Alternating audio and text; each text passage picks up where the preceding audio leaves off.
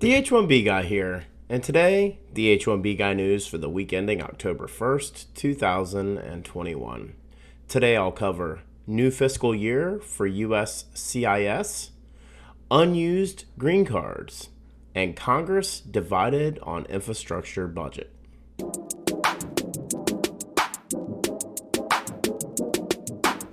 But before we get started, I'd like to ask you, if you haven't already, to please subscribe to the H1B Guy channel here on YouTube and like this video so that I can continue to produce more content like this for you. I also wanted to mention the H1B Guy offers a variety of consulting services. I help businesses and individuals solve complex work authorization issues in the recruitment process while bringing awareness to employment-based immigration benefits. If I can help you, please reach out. I'd love to hear how. And you can book an appointment directly with me via the h1bguy.com. Today's post is brought to you by RecruiterNetworks.com, Path to Canada, and PERM-ads.com. Now, the news. Today marks a new year, and that new year is the beginning of fiscal year 2022 for USCIS. For many individuals working in the U.S. who were selected and approved for the H1B lottery for fiscal year 2021, they have automatically changed statuses and are now working in the U.S. under H1B visa. It also means that an estimated 290,000 employment-based green cards are available to be issued to those who have filed an I-485 adjustment of status. If fiscal year 2021 is an indicator of the processing capabilities of USCIS, it will be another year of disappointment with tens of thousands of green cards being wasted due to lack of processing capabilities. About a month ago, I alluded to a rumor of premium processing being made available for H4 dependents. From what I'm being told, the plan is still to roll out this option very soon. However, like many of the other ongoing issues at USCIS, another delay has occurred and they still do not have the manpower to fulfill the expected demand. I'm still of the opinion that this offering is going to be made available sooner rather than later, but at this point, I'm just not sure of an exact timeline. Here are the news stories that interested me most this week. September 28th, 2021, written by Perrine Matre for Teen Vogue, titled "Documented Dreamers Lack the Protections DACA Offers Young Immigrants." Quote, "The prospect of returning to a country that I have no memory of puts me in a similar situation as dreamers, who are also the victims of our cumbersome and restrictive immigration system. But unlike dreamers, my parents had the good fortune of obtaining a visa to work in America and were granted the ability to keep renewing it. Because I was documented as a child, I never qualified for deferred action for childhood arrivals, DACA, protections that empowered many dreamers to stay and work here. In fact, we were excluded from nearly all solutions that would provide a permanent solution for dreamers. I've been American for as long as I can remember. This is the country that raised me. As I do my small part to confront injustice in our system, I feel more American than ever, and my love for my country has only deepened. Even if I never become an American on paper, I'll know I'll always be one at heart." This is the first time and most likely the last time that I will cover an article from Teen Vogue, but here we are.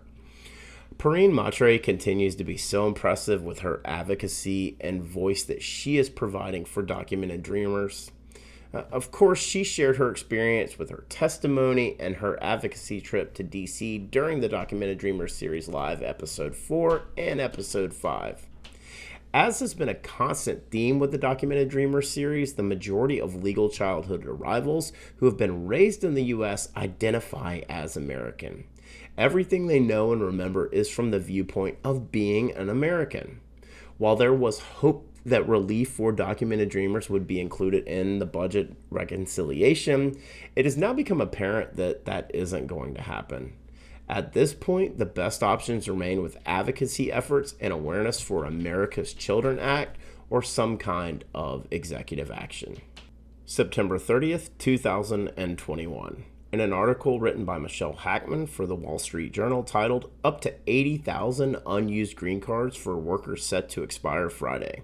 Quote, On Wednesday, Senator Bob Menendez, an influential Senate voice on immigration issues, suggested he was unwilling to endorse measures to help legal immigrants working in high-skilled professions if measures to help immigrants with no path to legalization are included.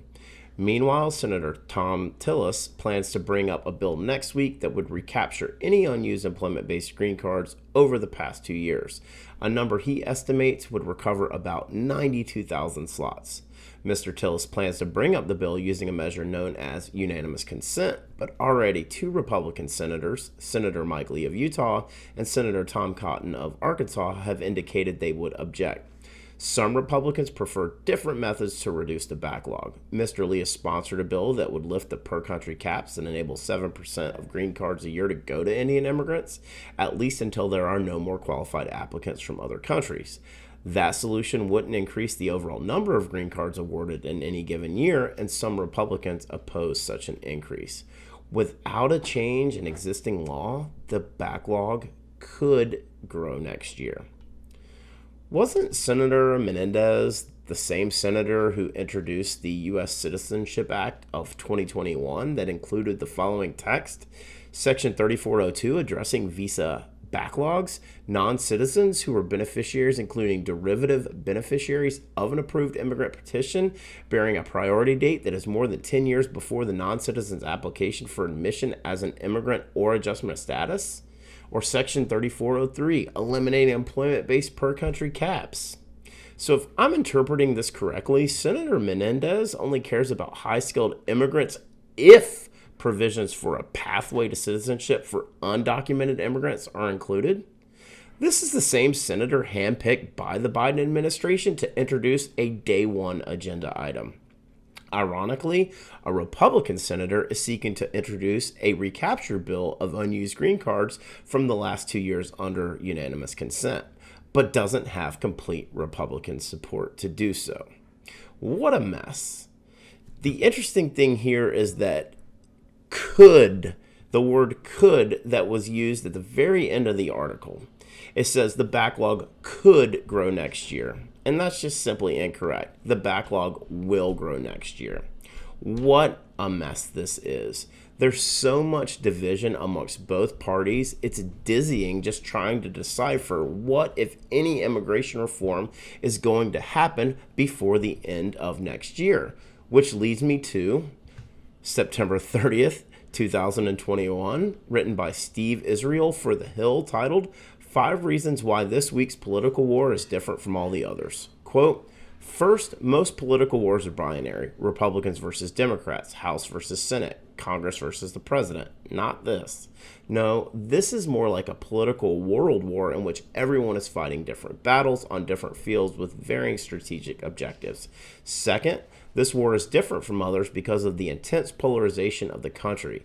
It's the push me, pull you of the electorate. Residential sorting patterns in gerrymandered districts have pushed constituents further left and right. They are pulling their elected officials with them. Third, this isn't just about moderates versus progressives in a tax and spend argument. This is further complicated by other factions holding out for more parochial interests. Fourth, the battle is not focused singularly on what's written in legislation this week. It's also about what's written in a campaign television spot a year from now, nearing the climax of midterm elections. Fifth, the battle is intractably complicated by big aspirational ideas resting on razor-thin majorities. House Speaker Nancy Pelosi and Senate Majority Leader Chuck Schumer are confined to the narrowest of lanes, which limited maneuverability in whipping votes. I thought this op-ed piece from a former member of the House of Representatives really sums up the huge mess and provides valuable insight into the bigger issues at play. Take immigration, for example, and replace it with any other current issue that's seeking funding, and you have the same problem in a different context. One of the biggest fears heading into 2021 was that if changes to existing immigration laws didn't happen in 2021, the outlook for 2022 would not be any better, considering it would be in a midterm election year. I still feel like immigration reform in a smaller standalone bill is going to be the best option for reform to happen before the end of 2022. The question has to be asked, when are we going to see the EAGLE Act be introduced in the Senate, and will it have bipartisan support? For the full post on the H1B Guy news for the week ending October 1st, 2021, please check out the h1bguy.com. And a reminder that today's post was brought to you by RecruiterNetworks.com, the smart solution for digital perm ads and local job postings since 2001. This national job board network provides recruitment websites in 1,024 major U.S. metro areas. Each local job board is its own portal and is a low-cost resource for immigration recruitment ads and local job postings for all industries and professions, with a flat price of $225 per ad or $1,000 per month, regardless of which city you choose. RecruiterNetworks.com. Tell them the H1B Guy sent you. And by Path to Canada. Path to Canada provides an ideal plan B for high-skilled immigrants currently located in the U.S. whose status may be uncertain. If you're facing an H1B denial or OPT expiration, don't get caught off guard.